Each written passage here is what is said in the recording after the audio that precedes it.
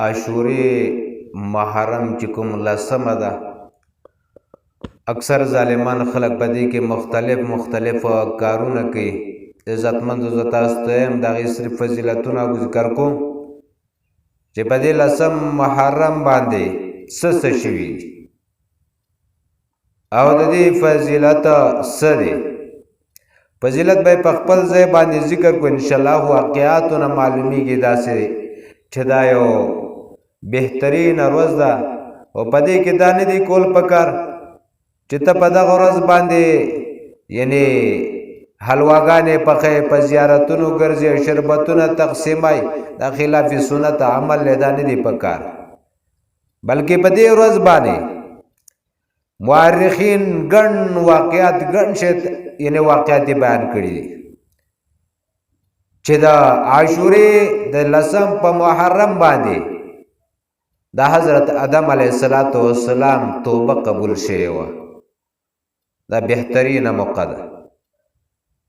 دویم دا په دې لسم د محرم باندې د حضرت نوح علیه السلام کشتۍ هغه یعنی بچ شوې وه سیلاب کې د ډوبېدو نه.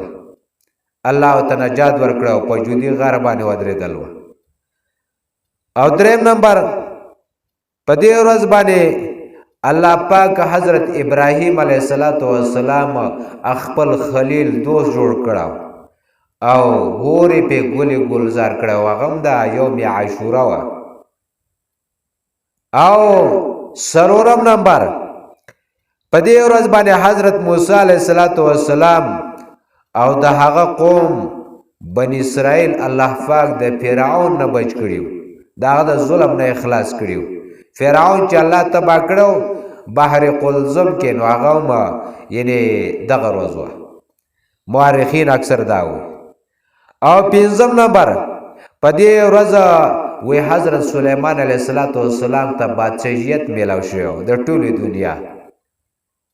او د دې محرم پر ورځ باندې حضرت ایوب علیه السلام څو کاله بیمارو، مختلف اقوال دي پکې، خو الله پاک چې حضرت ایوب علیه السلام ته شفا عاجله نصیب کړوه نو هغه په دغه ورځ باندې ورکړوه. د یوم عاشوره وه.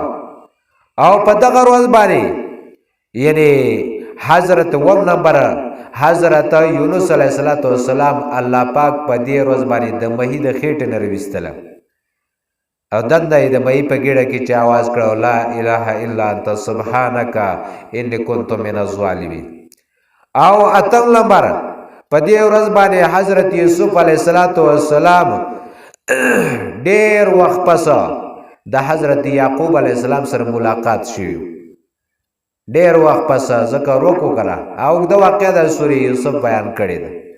خدا حضرت یعقوب علیه السلام سره چې ملاقات شوی په دې ورځ باندې شوی.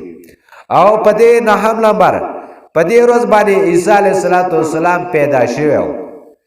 او لسم نمبر په دې ورځ باندې یهودیانو د شر نه، د عیسایانو د شر نه الله پاک عیسی علیه السلام اسمان ته خېژول او هغې نه یې بچ کړه او د هغوی د مصایبو نه. نور هم د دې نه علاوه ګڼ واقعات بیان شوي. بعضې پکې دا هم لیکلي دي چې په دې ورځ باندې الله تعالی ځمکه، اسمان، قلم وی حضرت آدم علیه السلام دا ټول په دې ورځ باندې پیدا کړي. او دا هم پکې دي چې قیامت به هم په داسې ورځ قایمیږي، یوم عاشوره به. او دا هم لیکلي دي چې په دې ورځ باندې اسماعیل علیه السلام هم پیدا شوی. او دا پکې هم دي چې په دې ورځ باندې حضرت یوسف علیه السلام د قید نه خلاص شوی، قید نه، جیل نه. هغه هم یوم عاشوره وه، د محرم لسمه وه. او دارنګې په دغه ورځ باندې یعنی حضرت یوسف علیه السلام ته د مصر بادشاهت هم میلاو شوی. او په دې ورځ باندې اول ځل چې نو هغه یعنی باران د رحمت چې نو هغه په ځمکه باندې چې شوی هغه هم یوم عاشوره ووي. نور هم ګڼه په دې ورځ باندې حضرت جناب نبی کریم صلی الله علیه وسلم د خدیجة الکبرا رضی الله تعالی عنها سره وی نکاح کړه، هغه هم یوم عاشوره وه. او په دې ورځ باندې حضرت عمر فاروق رضی الله تعالی عنہ یعنی شهید شو. او په دې ورځ باندې ابو لولو مجوسی د لاسا یعنی په مسله باندې رسول الله صلی الله علیه وسلم باندې چې گزار شو هغه په دې ورځ باندې کړه. او په دې ورځ باندې یعنی یوم عاشوره چې وا نو دا رسول الله صلی الله علیه وسلم نمسه او حضرت فاطمه رضی الله تعالی عنہ چې د رسول الله صلی الله علیه وسلم د زړه ټوکړه وا هغه یعنی حسن او حسین هغه شهیدان شو. هغه دا ورځ خو په دې ورځ باندې قریش په خانه کعبه باندې نوې غلاف چې هغه ما چولو هغه یوم عاشوره وا. او په دې ورځ باندې حضرت یونس علیه السلام د قوم توبه چې قبول شوی و نو هغه یوم عاشوره وا د محرم لسمه وا. او په دې ورځ باندې الله پاک هغه د عذاب نه بچ کړیو. او په دې ورځ باندې یعنی وای الله پاک چې دا څومره کارونه چې شوي دي الله پاک په دې ورځ باندې کړي ورونو.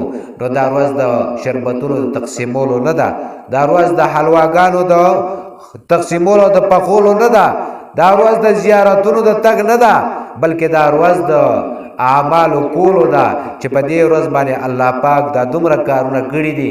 په کار دا چې ما ته مسلمان پکې وما خخه اعمالو کو بهترین اعمالو کو او الله پاک زموږ ناراضي شي ان شاء الله. الله دې د صحیح عمل توفیق را نصیب